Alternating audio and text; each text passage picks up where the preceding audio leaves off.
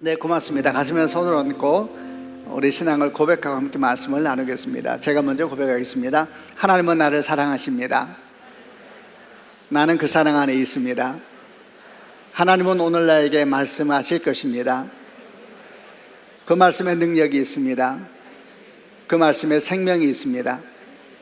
나의 마음을 하나님께 열겠습니다. 나의 생각을 예수님께 집중하겠습니다. 들은 만큼 변합니다. 들은 만큼 행복해집니다. 지난주일부터 우리들은 제자도에 대해서, 제자됨에 대해서 말씀을 나누고 있습니다. 지난주 우리가 나눴던 내용은 거룩한 저항, 세상에 살지만 세상에 물들지 않는 사람들이라는 제목으로 나누었고, 오늘은 주제는 거룩한 변화, 예수를 닮아가는 사람들이라는 제목으로 제자됨에 대해서 함께 나눠보려고 합니다. 우리가 신앙생활을 하면서 예수를 닮아가야 된다, 예수님을 닮아가야 된다, 이런 이야기를 참 많이 듣습니다. 그런데 왜 우리는 예수님을 닮아가야 하는 겁니까? 세상 사람들이 말하는 것처럼 우리에게 필요한 것은 다른 누군가를 닮아가는 것이 아니라 참된 나를 발견하고 나답게 살아가는 그런 삶이 날마다 더해져야 되는 것이 아닙니까? 그런데 왜 성경은 우리에게 예수님을 닮아가라 이렇게 말씀하고 있고, 그리스도의 장성한 분량까지 이르러야 된다 이렇게 말씀하고 있을까요? 왜냐하면 우리가 예수님을 닮아가는 것이야말로 원래 우리 모습을 회복해가는 여정이기 때문에 그렇습니다. 여러분, 원래 우리 모습은 어떤 모습이었습니까? 그것은 한마디로 말하면 하나님의 형상을 따라 창조된 존재였습니다. 창세기 1장 26절 이하에 보면 사람에 대한 성경의 첫 선언 같은 것이 나오는데 이렇게 기록이 되어 있습니다. 하나님이 이르시되 우리 형상을 따라 우리 모양대로 우리가 사람을 만들고 그들로 바다의 물고기와 하늘의 새와 가축과 온 땅과 땅에 기는 모든 것을 다스리게 하자. 이것이 사람이라는 단어가 첫 등장하는 성경의 말씀입니다. 이곳에서 사람에 대해서 선언하시기를 사람은 하나님의 형상을 따라 창조된다, 이 말씀을 하고 있습니다. 사람이 하나님의 형상을 따라 창조되었다, 이 말은 사람 안에 하나님의 어떠하심이 스며들어 있다는 이야기입니다. 그리고 인생을 살아간다는 것 자체가 그 어떠하심을 발산하고 그 어떠하심을 흘려보내는 것이 우리 사람됨이다, 이 말씀을 하는 겁니다. 그러면 하나님이 어떠하심이 뭡니까? 하나님은 빛이시고 진리이시고 생명이시죠. 그런 하나님의 성품과 속성이 우리 안에 스며들어 있다는 겁니다. 그리고 살아가는 모든 시간을 통하여 그것이 우리 밖으로 뿜어져 나오고 그것이 흘러가게 되고, 그로 말미암아 아름다움과 빛됨과 생명이 세상 가운데 충만하도록 돕는 통로로 사용된 하나님의 동력자들, 그게 이제 우리 원래 모습으로 성경이 선언하고 있는 사람됨에 대한 모습이었습니다. 저는 이보다 위대한 사람됨에 대한 존재 선언은 없다고 생각합니다. 사람은 어쩌다 그냥 존재하게 된 물질이 아니고 하나님의 빛과 진리, 생명을 품고 흘러보내는 존재로 창조되었고 그런 인생이 될 것이다 라고 말하고 있으니까 이보다 위대한 사람됨에 대한 존재 선언이 도대체 어디 있겠습니까? 이 선언은 이 땅에 있는 모든 사람은 인종과 피부색, 그리고 국적과 문화, 성별과 나이, 직업과 재산에 관계없이 모든 사람은 하나님의 아름다움을 근본적으로 품고 있으며 그것을 내뿜는, 이렇게 존귀하고 아름다운 사람이다 라고 선언하고 있으니까 이보다 더 아름다운 인권은 없는 것이고 이보다 더 아름다운 인간에 대한 존재 선언은 없는 겁니다. 그런데 이런 우리됨, 우리 안에 있는 하나님의 형상이 치명적으로 손상을 당하고 왜곡되고 뒤틀어져 버리는 사건이 생겼습니다. 우리는 그것을 죄라고 설명을 합니다. 죄는 단순히 윤리적인 문제가 아니었습니다. 죄는 우리 삶으로부터 하나님을 내쫓아버리는 사건이었습니다. 그 이후로 우리는 우리 안에 있는 하나님의 형상을 다 잃어버리고 말았습니다. 깨어지고 부셔지고 왜곡되고 말았습니다. 그래서 어떻게 됐습니까? 이제 사람은 그 이후로 더 이상 하나님의 아름다움과 빛됨과 생명을 품고 또 밖으로 흘러보내는 존재가 아니라 오히려 사람이 품고 있는 것은 죽음이었고 절망이었고 어둠이었습니다. 흘러보내는 것도 그 죽음과 절망과 어둠과 온갖 인생의 쓰레기들을 흘러보내고 남기는 그런 인생이 되고 말았습니다. 여러분, 우리 주변을 보십시오. 사람이 머물다 가는 곳에, 사람이 존재하고 그리고 떠나가는 곳에 남는 것이 무엇입니까? 죽음입니다. 어둠입니다. 온갖 삶의 쓰레기들입니다. 여러분, 이것에 눈에 보이는 하나님의 형상이 완전히 깨어져 버리고 잃어버린 우리 됨에 대한 증거가 아니고 무엇이겠습니까? 그런데 이런 우리에게 예수께서 오셨습니다. 우리들 위해 십자가 못 박혀 죽으시고 부활하심으로 우리 주님이 되셨습니다. 그리고 그를 영접하는 자들마다 그 안에 내주하시면서 우리 인생을 통치하시고 다스리게 됐습니다. 그런데 여러분, 이 예수께서 누구십니까? 성경은 아주 분명하게 이렇게 증언하고 있습니다. 골로새서 1장 15절 말씀에 그는, 예수님은 보이지 아니하시는 하나님의 형상이다 이렇게 말씀하고 있고, 히브리서 1장 3절은 이는 하나님의 영광의 광채시요 그 본체의 형상이시다 이렇게 말씀하고 있습니다.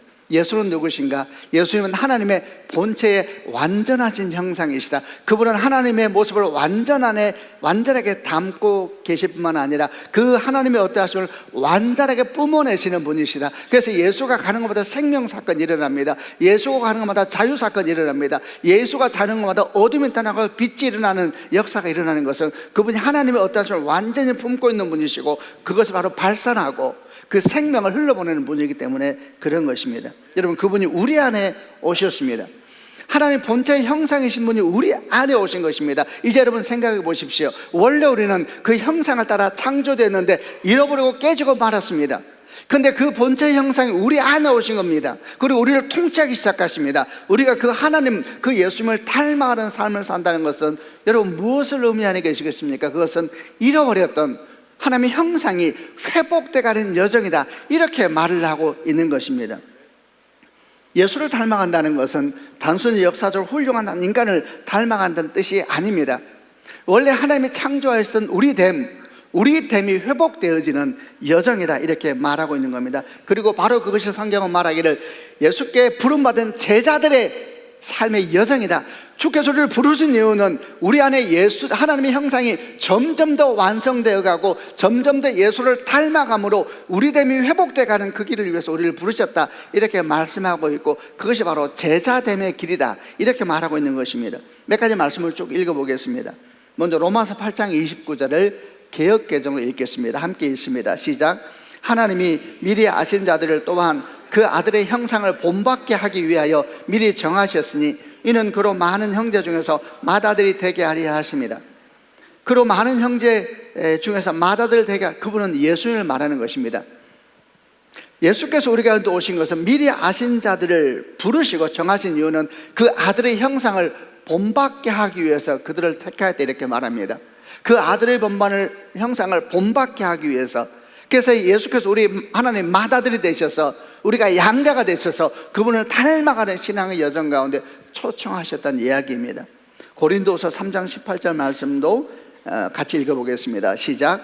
우리가 다 수건을 벗은 얼굴로 거울을 보는 것 같이 주의 영광을 보매 그와 같은 형상으로 변화하여 영광에서 영광에 이르니 곧 주의 영으로 말미암음이니라.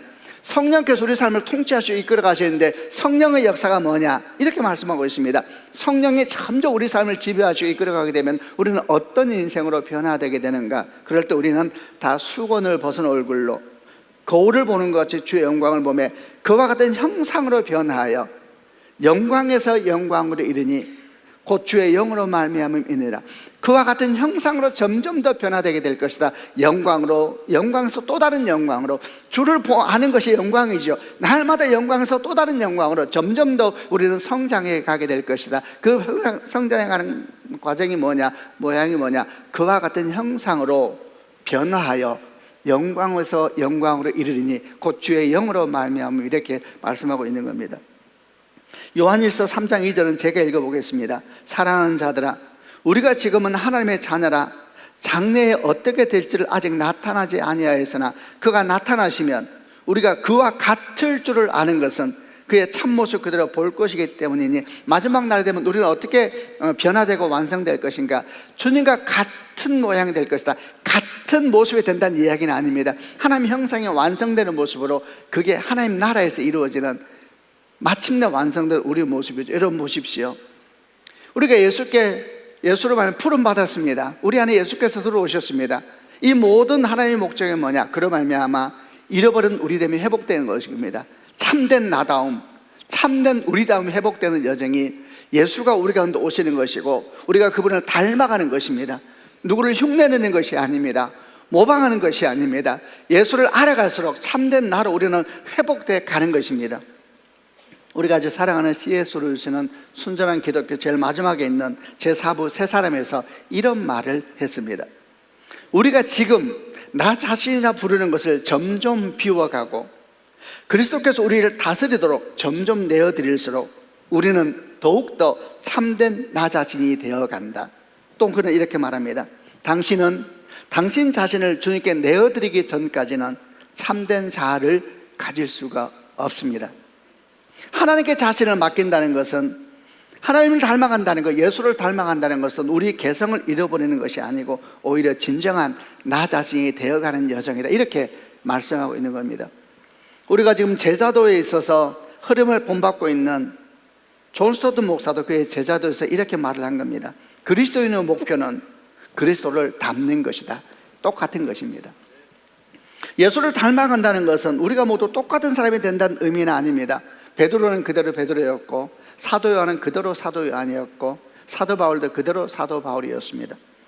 기질이 변하는 건 아닙니다. 그런데 그 기질이 죄로 말미암아 왜곡되고 뒤틀려져 버린 기질에서 원래 창조하셨던 그 온전한 기질, 참된 성품, 참된 자아로 변화간다는 것입니다. 그게 성장이고, 그게 그리스도를 닮아가는 것이고, 그게 제자의 삶이다, 이렇게 말씀하고 있습니다. 여러분 축복합니다. 이 말씀이 여러분에게 그대로 믿어지는 축복이 있기를 바랍니다. 그래서 우리가 날마다 한 걸음 한 걸음 걸어갈수록 더 예수를 닮아가고, 여러분 안에 주님이 어떠시면 날마다 커지는 성도가 되기를, 그만큼 우리는 성장해 가는 것입니다. 그리스도의 장성한 분량에 이른다는 것은 나의 나됨을 점점 더 회복해 가는 것이니까 어떻게 우리가 이 길을 포기할 수가 있겠습니까? 누가 이 길을 빼앗아 가도록 내버려 둘 수는 없는 것입니다. 우리는 더욱더 주 예수를 닮아가리라, 그분과 함께 걸어가리라. 이것이 그리스도인의 삶의 회복의 여정입니다. 그건 우리가 닮아가야 될 예수의 모습은 어떤 것일까? 성경에 가득 차 있지요. 그 중에 한 말씀을 바탕으로 해서 몇 가지를 나눠보겠습니다. 그 말씀은 빌립보서 2장 5절부터 11절 말씀입니다. 한 절씩 읽어보겠습니다. 제가 5절 읽겠습니다. 너희 안에 이 마음을 품으라. 곧 그리스도 예수의 마음이니. 6절. 그는 근본 하나님의 본체시나 하나님과 동등됨을 취할 것으로 여기지 아니하시고 오히려 자기를 비워 종의 형체를 가지사 사람들과 같이 되셨고 사람의 모양으로 나타나사 자기를 낮추시고 죽기까지 복종하셨으니 곧 십자가에 죽으심이라. 이러므로 하나님이 그를 지극히 높여 모든 이름이여 뛰어난 이름을 주사 하늘에 있는 자들과 땅에 있는 자들과 땅 아래에 있는 자들로 모든 무릎을 예수 이름에 꿇게 하시고, 11절 같이 있습니다. 모든 입으로 예수 그리스도를 주라 시인하여 하나님 아버지께 영광을 돌리게 하셨느니라. 이 말씀은 짧은 말씀입니다만 이 말씀 안에는 예수님의 성육신과 십자가와 부활의 영광이 다 함축적으로 심어 들어가 있습니다. 이 말씀을 바탕으로 해서 우리가 닮아가야 될 예수님의 모습에 대해서 몇 가지를 나누고자 합니다. 우선 5절 말씀은 이렇게 시작됩니다. 너희 안에 이 마음을 품으라. 곧 그리스도 예수의 마음이니 그랬습니다. 이 말씀은 우리가 예수를 닮아가는 신앙의 여정에 있어서 가장 먼저 필요한 것이 무엇인가에 대해서 알려줍니다. 그것은 어떤 행위 이전에 예수님의 마음을 알고 그 마음을 품는 것이다 라는 겁니다. 우리는 보통 누군가를 닮아가야 된다라고 말하면 그 사람의 행동이나 어떤 모습을 생각하게 됩니다. 그러나 한번 생각해 보십시오. 그 사람의 행동이나 모습 바탕에 있는 그 사람의 마음을 알지 아니하고 그 행동만 흉내내고 그 행동만 본받는다 그러면 여러분 그것은 종교적 율법주의가 되고 말 겁니다. 율법주의가 뭡니까? 마음은 없이 행동만 있는 것이잖아요. 본질은 없이 형식만 남은 것을 율법주의라고 말하지 않습니까? 그건 절대로 예수님을 닮아가는 제자의 모습은 아닐 겁니다.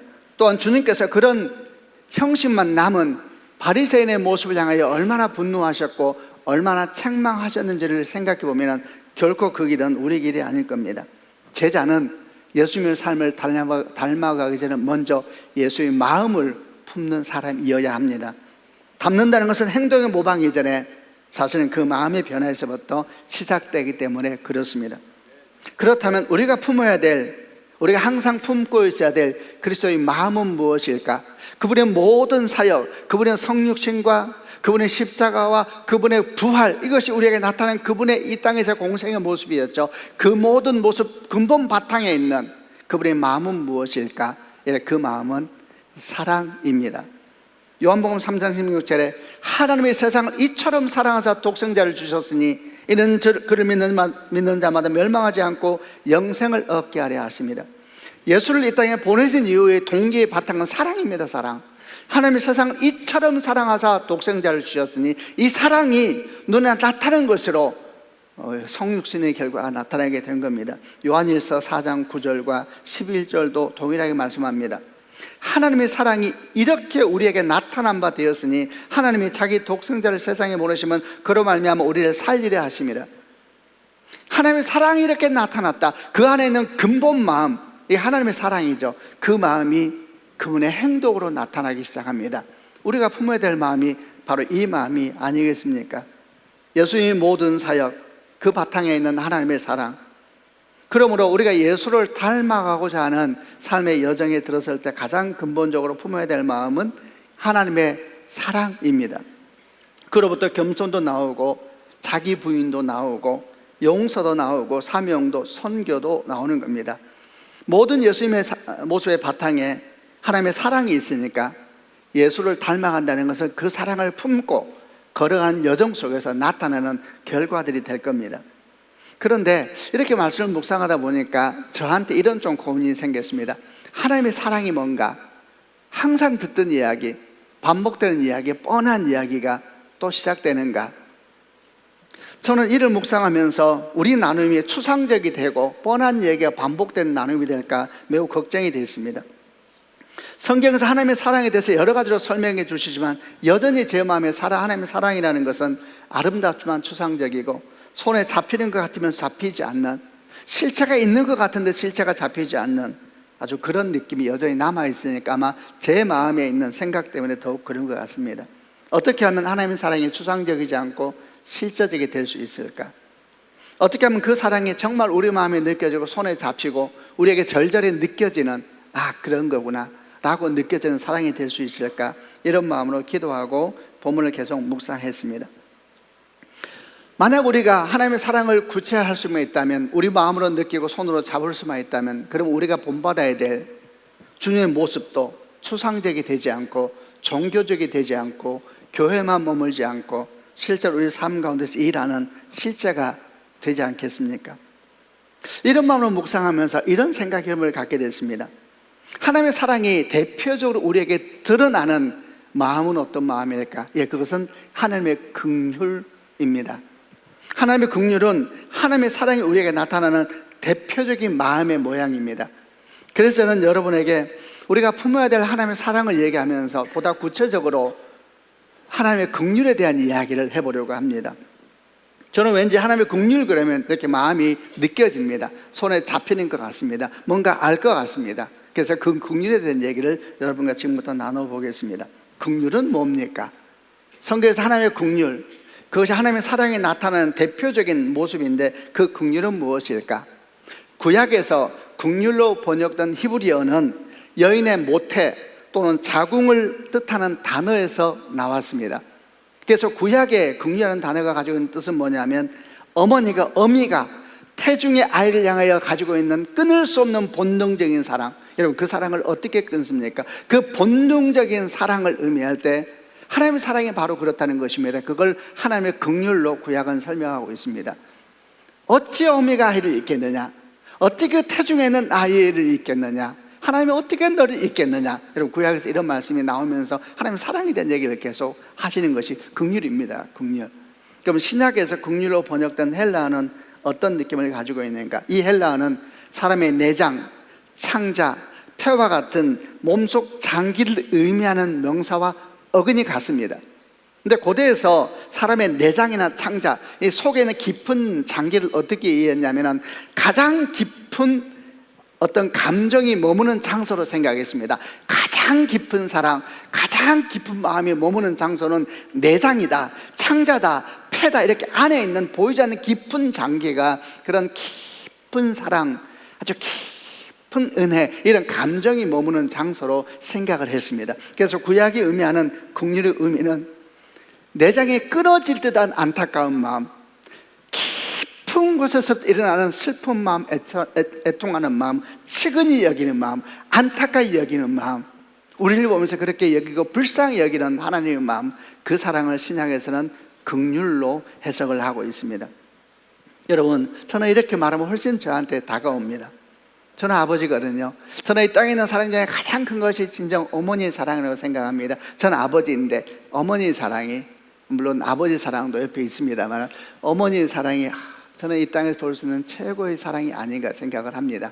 그런데 구약도 그렇고 신약도 그렇고 이 긍휼을 말할 때마다 이 어머니의 사랑의 최대치를 우리에게 보여주시는 것 같습니다. 우리가 알 수 있는 것이 어떻게 알 수가 있겠습니까? 창자가 끊어진 것 같은 아픔은 누가 느낍니까? 끊을 수 없는 본능적인 사랑은 누가 가지고 있습니까? 어미 아닙니까? 그걸 가지고 설명하시면서 하나님이 그것과 비교할 수 없는, 성경은 말하잖아요. 어미는 떠날지 몰라도 나는 너를 떠나지 않는다.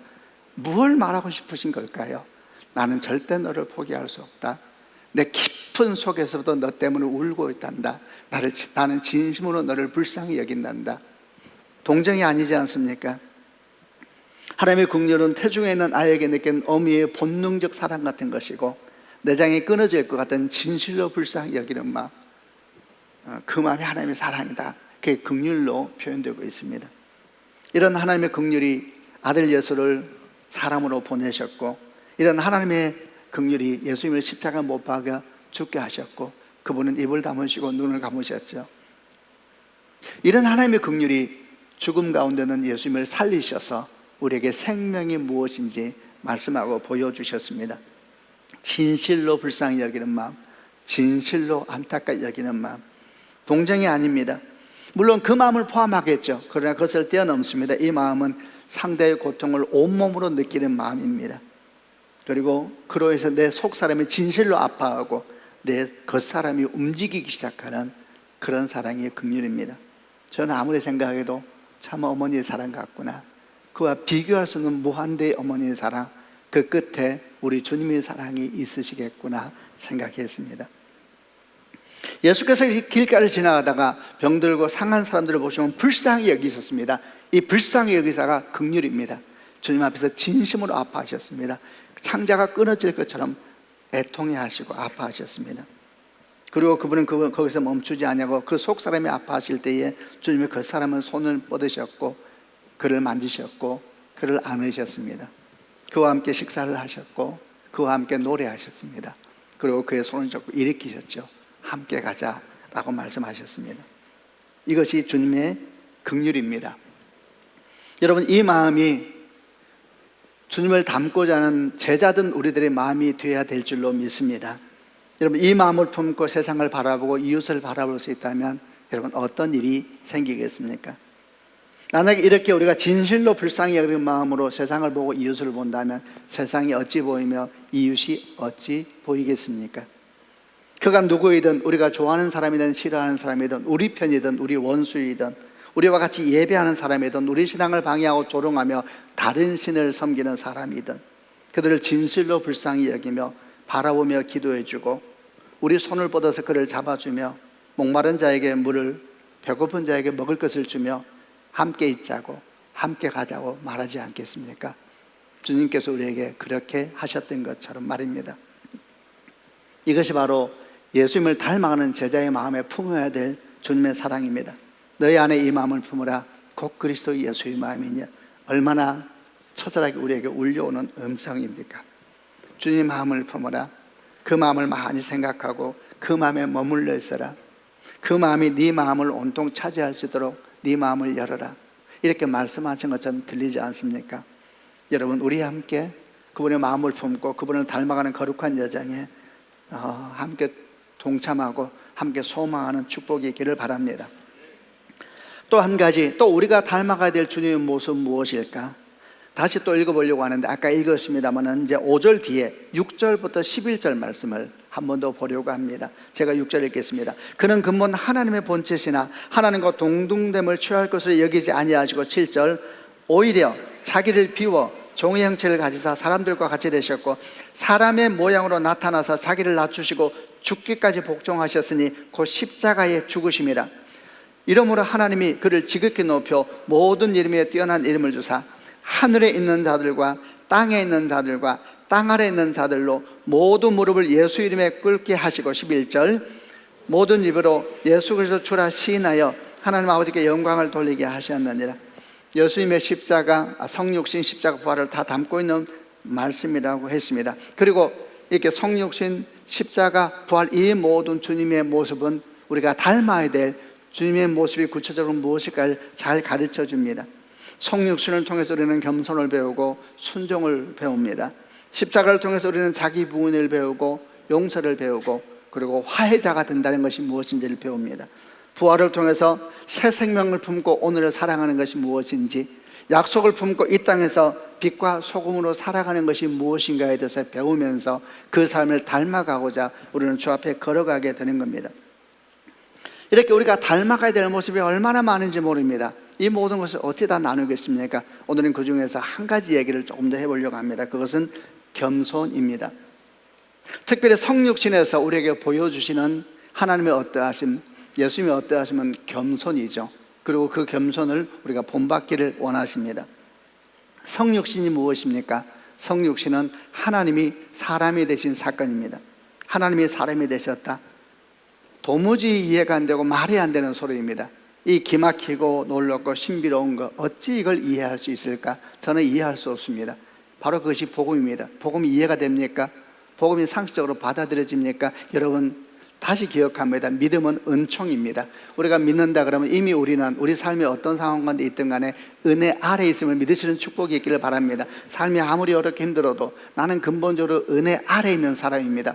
왜냐하면 내게는 믿음이 나를 덮었기 때문입니다. 내 안에서 시작됐습니까? 말도 안 됩니다. 내 안에서 시작되지 않았습니다. 내 바깥에서 나를 불쌍히 여기 있어서 믿음이 나를 와서 나를 덮은 것입니다. 이 기막힌 복음, 하나님이 사람이 되셨다. 도대체 이게 무슨 말입니까? 이 말은 영원하신 분이 시간 속으로 들어오셨다는 말씀입니다. 무한히 유한 속으로 구겨져서 들어오신 사건입니다.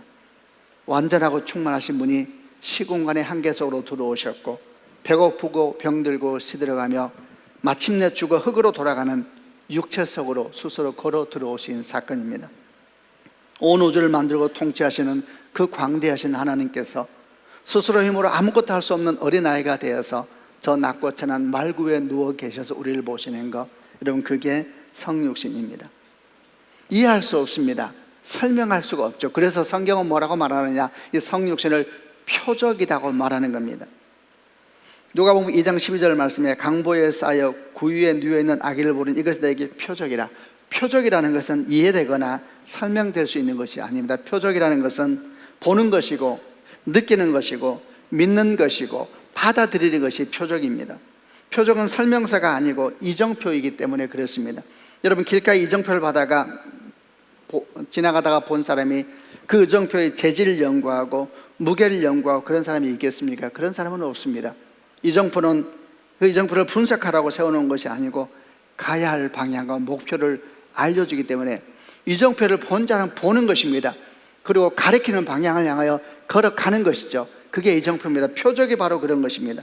표적은 보는 것이고 느끼는 것이고 믿는 것이고 받아들이는 것이고 그 표적에 가르치는 것으로 걸어가기를 시작하는 것이 표적이죠. 눈먼 자가 눈을 뜹니다. 물이 포도주가 됩니다. 표적이죠. 이걸 과학적으로 분석하려고 하는 것은 아무런 의미가 없습니다. 이 표적에서 우리는 하나님의 역사하심을 보면서 경이로움과 경탄을 느낍니다. 이 표적 앞에서 우리는 논리적으로 설득당하지 않습니다. 오히려 하나님의 말할 수 없는 임재 속에서 압도당할 뿐입니다. 가슴이 뜨거워지고 눈물이 나고 내 안에 엉켜있었던 그 실타래 같은 내면이 풀어지기 시작하고 그리고 자유와 회복을 노래하기 시작합니다. 그게 표적이죠. 성육신은 표적입니다. 우리로 하여금 하나님을 보게 하는 표적이죠. 그리고 하나님이 우리를 얼마나 사랑하셨는지를 느끼게 하고 하나님이 우리를 위해서 얼마나 낮아지셨는지를 느끼게 할 뿐만 아니라 나 또한 그 길을 따르고 싶다라는 거룩한 열망을 우리 안에서 불처럼 일으키는 것이 표적입니다. 그러므로 성육신의 예수님을 믿는 사람들은 그 길을 따르고자 하는 열망이 일어나게 되어 있습니다. 나도 예수님처럼 겸손해지고 싶다. 나도 예수님처럼 온유해지고 싶다. 나도 예수님처럼 자기 부인의 길을 걷고 싶다. 나도 예수님처럼 그 길을 함께 걷고 싶다. 거룩한 열망을 일으키는 것이 표적이죠. 우리는 성육신한 예수를 믿습니다. 십자가 날 위해 대신 죽은 예수를 믿습니다. 그리고 나는 거룩한 열망에 사로잡힙니다. 그분처럼 겸손하고 싶다. 오늘 본문이 가르쳐주는 주님의 겸손은 무엇일까? 한 두 가지를 볼 수 있었습니다. 첫 번째는 6절에 나옵니다. 그는 근본 하나님의 본체시나 하나님과 동등됨을 취할 것으로 여기지 아니하시고 그랬습니다. 주님께서 보여주는 첫 번째 겸손은 취할 것으로 여기지 아니하시고, 이 말은 자기 권리를 놔버렸다는 것입니다. 주장해도 됩니다.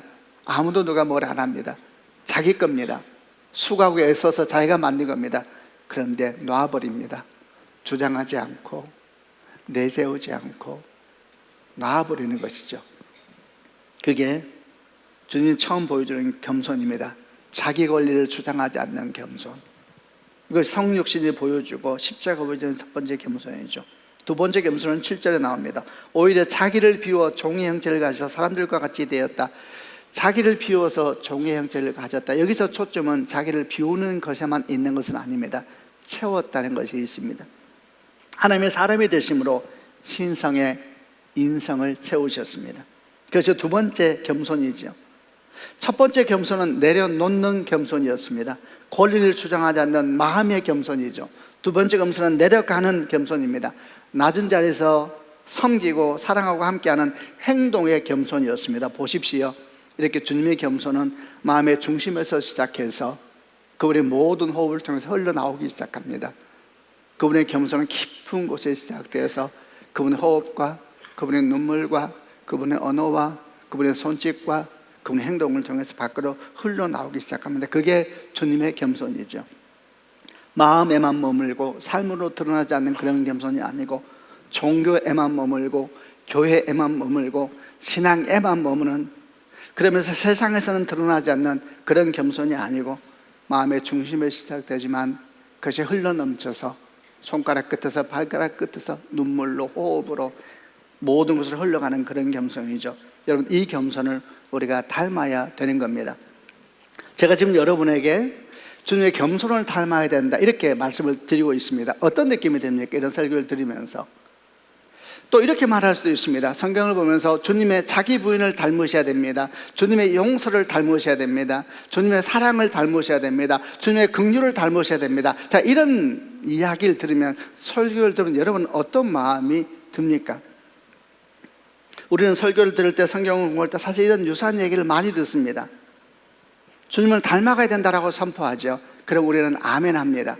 근데 입으로는 아멘 하면서 속 사람은 뭐라고 말합니까? 근데 주여, 나는 능력이 없습니다. 진실로 그러길 원하지만 나는 도무지 능력이 없습니다 라는 또 다른 소리가 희미하게 그러나 분명하게 우리 안에서 맴돌지는 않습니까?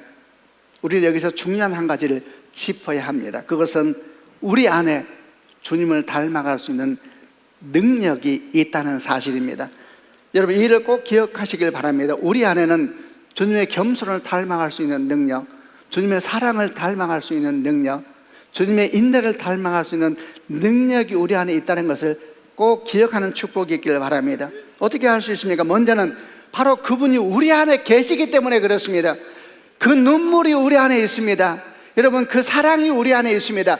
그 긍휼이 우리 안에 지금 들어와 있습니다. 여러분, 두 번째, 왜 우리에게 능력이 있는가? 우리 안에 계신 성령께서 우리가 그 주님을 따르도록 열정을 주시고 간절한 소망을 주시고 힘이 되시고 능력이 되시고 권세가 되셔서 그 일을 함께 걸어가 주시기 때문에 우리 안에 그런 능력이 있다, 이렇게 말하는 것입니다. 여러분, 다시 기억하시길 바랍니다. 우리 안에는 예수를 닮아갈 수 있는 능력이 있습니다. 우리 안에 예수가 계실 뿐만 아니라 성령께서 그에 대해서 거룩한 열정을 부릴 듯이 일으켜 주십니다. 주님처럼 되고 싶다, 주님처럼 되고 싶다, 거룩한 열정을 일으켜 주실 뿐만 아니라 능력도 권세 주십니다. 그 우리에게 필요한 건 뭡니까? 여러분, 믿음입니다. 믿음으로 기도하시길 바랍니다. 주님, 내가 이 마음의 열망이 이루어지길 원합니다. 기도하실 뿐만 아니라 그 다음에 믿음으로 행하시면 되는 것입니다. 내려놓는 겸손, 내려가는 겸손, 중심에서 일어난 겸손이 내 안에서 일어난 겸손이 내 안에서 막히지 아니하고 그것이 내 호흡으로 나오게 내가 허락하면 되는 겁니다. 내 말로 나오게 허락하면 되는 것입니다. 내 손에서 흐를수록 내가 허락하면 되는 것입니다. 여러분, 그렇게 할 때 우리의 육체는 여전히 그것을 불편하게 여길 것이고 우리 옛사람은, 우리 안에 있는 옛사람은 우리를 비웃을 것입니다. 그게 너를 얼마나 불편하게 할지, 그래봤자 무슨 소용이 있느냐, 그거 다 위선이야, 이렇게 말하면서 우리 옛사람이 우리를 비웃으면서 우리 중심에서 일어나는 성령께 주시고 예수께 주시는 긍휼의 눈물을 막아버리려고 할 것이고 그 겸손을 막아버리려고 할 겁니다. 우리가 할 일은 뭔가? 우리가 여러분 긍휼을 만드는 게 아닙니다. 우리는 능력이 없습니다. 우리가 겸손을 할 수 있습니까? 할 수 없어요. 우리는 본능적으로 교만합니다. 그런데 우리 안에 계신 주님께서 그 눈물을 흘러 보내실 때가 있습니다. 상황이 있고 사건을 따라 안에서 울컥 올라올 때가 있습니다. 샘물이 터지듯이 샘물이 터져서 올라옵니다. 그러면 모른 척하지 말고 눈 감지 말고 귀 막지 말고 그것이 이루어지도록 나를 내어드리는 것뿐인 것입니다. 그래서 주님을 닮아간다는 것은 사실 우리가 주님의 삶을 모방한다거나 그것처럼 흉내내는 것이 아닙니다. 내 안에 있는 그분의 눈물, 내 안에 있는 그분의 인내, 내 안에 있는 그분의 사랑이 내 안에서 막히지 않도록 나는 그저 엎드릴 뿐입니다. 그것이 내 안에서 울컥울컥 샘물이 올라올 때마다 안에만 두지 말고 주님께서 그러신 것처럼 그건 전쟁입니다. 주님도 전쟁하셨잖아요. 그건 전쟁입니다. 옛사람과의 전쟁입니다. 육체와의 전쟁입니다. 내 가치관과의 전쟁입니다. 울컥울컥 터질 때마다 막지 말고 눈 감지 말고 고개 돌리지 말고 모른 척 하지 말고 그러면 안 되잖아요. 그 눈 마주치고 그 눈물 함께 흘리고 그 아픔 함께 끌어안고 내 능력이 아니죠. 내 안에 그분이 계십니다. 그리고 성령이 기름을 부으십니다. 옛사람은 자꾸 불을 끌려고 하죠.